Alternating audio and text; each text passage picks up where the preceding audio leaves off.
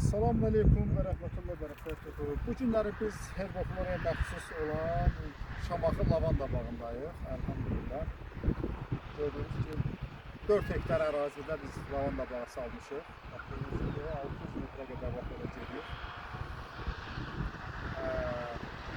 Lavanda ümumiyyətlə deyəndə insana nə başa düşülür? Əsəb sakitləşdirmək, rahat yuxu, rahat həyat. Bunların hamısı həm lavandanın görünüşündə, həm ətrində, həm də ki, sahəsini gəzəndə hiss olunur. Çox gözəl bir adına müsbət enerji verir, elhamdülillah.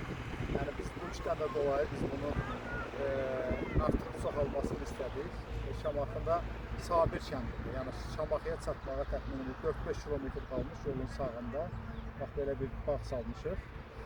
Burada uşaqlar üçün də əyləncə mərkəzləri var. Bax belə. Sonra qabaqdan inşallah qabaqda çəkilişlərimiz olacaq. Şəlalə düzəltmişik. Oturub istirahət eləmək üçün yerlər düzəltmişik. Yəni tam təbii belə deyək ki, istirahət mərkəzidir.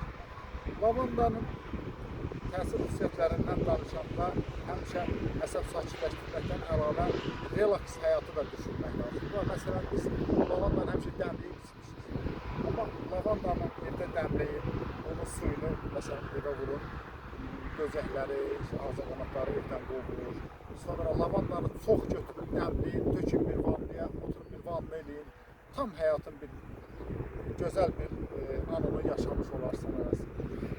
Eyni zamanda dediyim kimi nəsəb sakitləşdirici üçün gözəl bir təsiri var. Lavanda yağının özünün belə çox gözəl bir xüsusiyyətləri var. Bundan da istifadə edə bilərsiniz. Yəni biz bunu firmada herboflora firmasında həm yağını alırıq, həm özünün ekstraktını alırıq, həm destillatını alırıq və həm də ki gördüyünüz kimi gözəl bir bağda salmışıq. Gözəl mənzərə var. Tam olaraq gəlib burada istirahət edə bilərsiniz inşallah. Sağ olun. Çox sağ olun gözəl həkim, Allah sizə can sağlığı versin. Üzüz onu. Belə gözəl həkim dediyi kimi Şamaxıya az qalmış Sabir kəndi yolun sağındadır. Gələ bilərsiniz, gözəl ailənizlə qəşəng burada istirahət edə bilərsiniz. Bəli, insanın ruhu dincəlir burada. Belə, çox sağ olun, minnətdarım.